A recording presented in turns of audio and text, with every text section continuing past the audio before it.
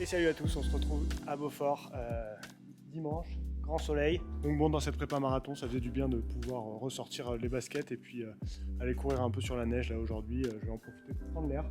Et puis vous parler évidemment de ces S-Lab Ultra 3, nouvelle du nom. Donc voilà, on va aller faire un petit run et puis après ça fait quelques semaines que je les teste, donc je vais pouvoir vous donner un peu mon avis sur ce modèle et on se retrouvera à l'intérieur ensuite pour en discuter. Allez, on est parti.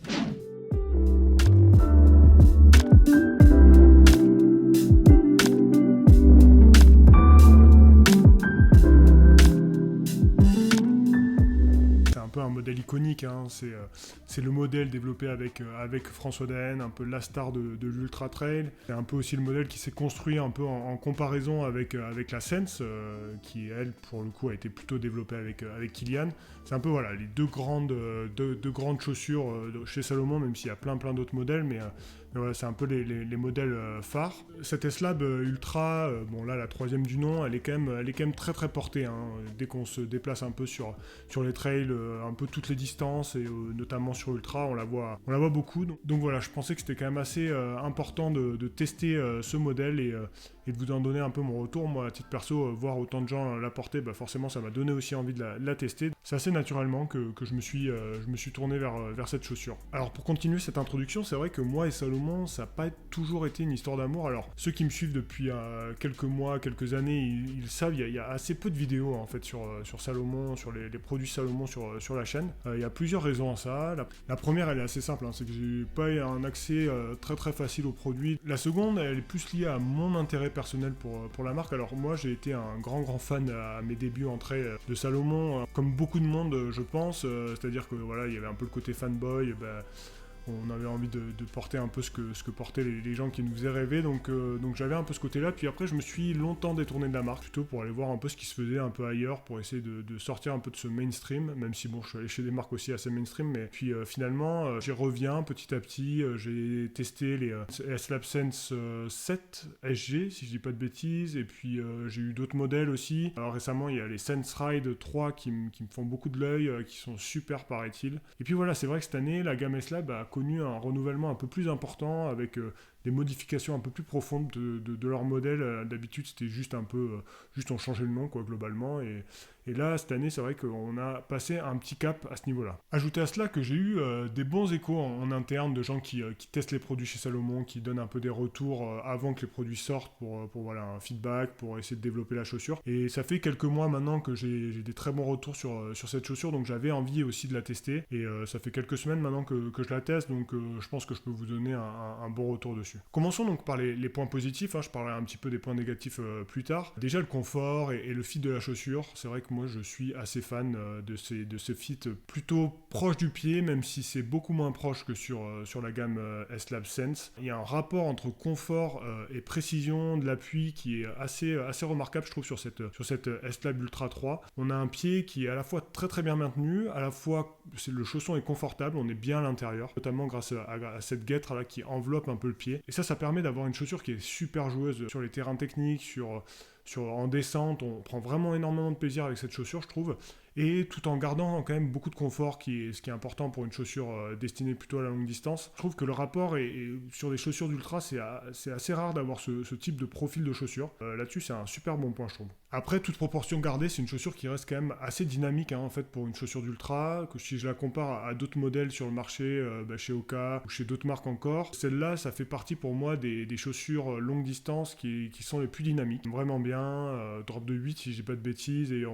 on a vraiment plaisir à relancer avec ces chaussures sur des parties un peu plus roulantes. Donc là-dessus, je trouve qu'elle a été plutôt bien pensée. En fait, c'est un amorti qui est assez ferme, comme on a l'habitude chez Salomon. Contrairement au S-Lab Sense, où je trouve qu'on est quand même très proche du sol, et on sent un peu vraiment le sol. Là, pour le coup, il y a plus d'amorti, ça tape moins, conviendra aux coureurs peut-être un peu plus lourds, et pour le coup, on garde du confort, et en même temps, on a quand même un bon retour d'énergie. On prend plaisir vraiment à courir avec cette chaussure. Là-dessus, je trouve que c'est plutôt assez positif aussi. Je trouve que le pied est assez bien protégé dans cette chaussure. C'est une chaussure qui reste sous les 300 grammes, il n'y a pas un énorme pare-pierre, etc. Mais malgré tout, je trouve que que voilà, on sent pas les cailloux, on sent pas les racines, on se sent plutôt en sécurité dans la chaussure. J'ai fait des crêtes assez escarpées avec, franchement aucun souci, donc ça aussi c'est plutôt intéressant. Et puis enfin sur les points positifs, je pense que d'un point de vue durabilité, c'est vrai que les anciennes versions, je pense notamment à la deuxième version, avait eu beaucoup de problèmes de ce point de vue-là.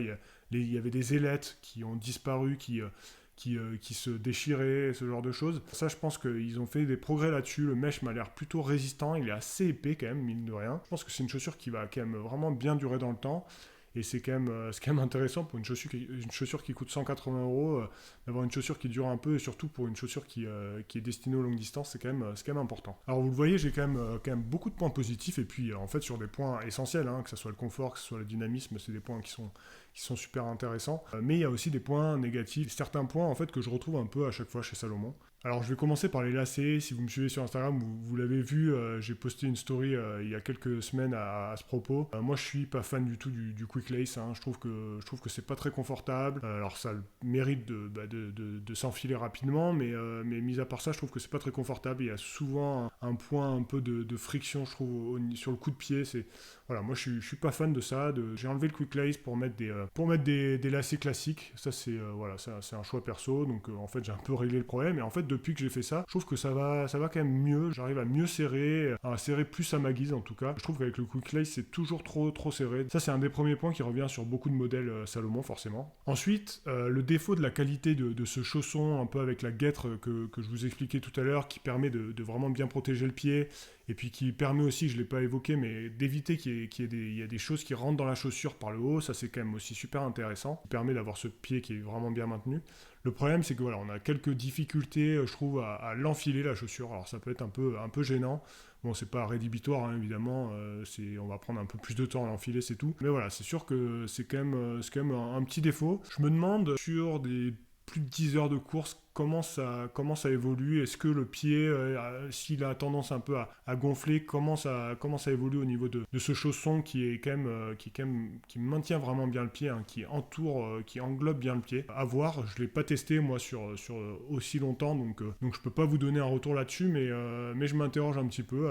Faudrait essayer. Peut-être que certains d'entre vous l'ont eu et ont fait des ultras cet été par exemple avec. Ils peuvent me dire un petit peu qu'est-ce qu'ils en pensent à ce niveau-là, mais voilà, c'est une petite interrogation que j'ai. Enfin, dernier point, là aussi, moi j'ai jamais été un très grand fan de contre-agrippe, la technologie de chez Salomon. Les crampons sont très peu marqués, donc sur terrain gras, voilà, c'est assez compliqué. Après, sur terrain sec, je dois reconnaître que ça accroche plutôt bien, même sur les cailloux. Je trouve que c'est plutôt efficace sur terrain sec. Par contre, dès que ça devient un peu mouillé, moi je suis pas fan, je trouve que l'adhérence est pas top. Pour le coup, la durabilité de la semelle extérieure est plutôt bonne, moi je trouve. Et ça, c'est aussi lié, je pense, au fait que les crampons sont peu marqués. Donc forcément, déjà, on va moins les user, ça va moins frotter, et ils vont moins avoir tendance à se déchirer aussi. Mais en tout cas, je suis pas un hyper grand fan, moi, de cette techno. Je sais que sur notamment les S-Lab Cross, là, ils ont une toute autre... Enfin, c'est aussi contre-agrippe, ils appellent ça comme ça, mais en tout cas, la semelle est vraiment pensée différemment, et là, pour le coup, l'accroche est super bonne, paraît-il. J'ai pas essayé, donc je peux pas vous dire, mais ça, c'est aussi un point sur lequel je pense Salomon peut progresser. Ils ont jamais voulu travailler avec Vibram pour les semelles, mais je trouve que Vibram est quand même bien un ton au-dessus. Donc, en conclusion, c'est S-Lab Ultra 3. Qu'est-ce que j'en pense? Pour quelle utilisation je les vois? Comme vous l'avez compris, moi, j'ai été quand même vraiment plutôt séduit par ces chaussures. Ça faisait longtemps que j'avais pas mis des chaussures Salomon. Là, j'avais envie d'y revenir avec ces S-Lab Ultra 3, et je suis pas déçu. C'est super agréable à courir avec ça. Je me vois vraiment les mettre sur Ultra sans problème. Je destinerais notamment à des Ultras où c'est assez technique en fait, parce que comme je vous disais, elle est tellement joueuse cette chaussure. On prend tellement de plaisir dans les parties un peu techniques, un peu voilà, en descente, etc. Vraiment une chaussure, on se sent bien dedans, on est en sécurité dedans, et donc typiquement, j'étais sur l'échappée belle cet été. Si je devais refaire l'échappée belle, je partirais sans hésiter avec cette chaussure, bien plus qu'avec une Speedgoat Evo, que je préfère sur d'autres points, mais en tout cas pour des terrains techniques comme ça, je pense que je partirais directement sur une S-Lab Ultra 3 sans problème. Je pense aussi voilà, sur une première moitié de course, pourquoi pas aussi, où voilà, j'ai envie d'un peu de dynamisme, etc. Je sais qu'il y a une portion qui va être un peu plus technique sur cette partie-là. Pareil, je pense que ça peut être une chaussure qui fait vraiment bien l'affaire. En fait, elle va convenir à beaucoup de gens, je pense. Je trouve que ça garde la philosophie de Salomon, un peu ce fit, un peu les sensations de course qu'on a chez Salomon, tout en apportant quand même du confort.